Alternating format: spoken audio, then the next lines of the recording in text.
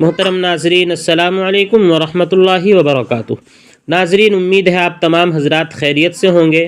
آج کی اس ویڈیو میں ہم بات کریں گے کہ میت کو غسل دینے کے بعد لٹانے کا کیا طریقہ ہے۔ آپ اپنی اسکرین پر سوال اور جواب دیکھ سکتے ہیں۔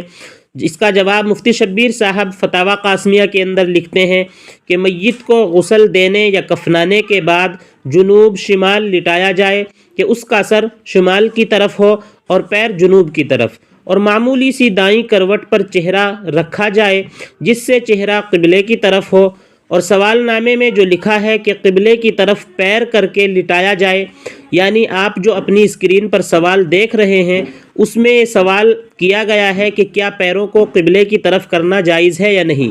اسی کو مفتی شبیر صاحب لکھتے ہیں کہ یہ جو سوال نامے میں لکھا گیا ہے کہ قبلے کی طرف پیر کر کے لٹایا جائے، یہ بات درست نہیں ہے۔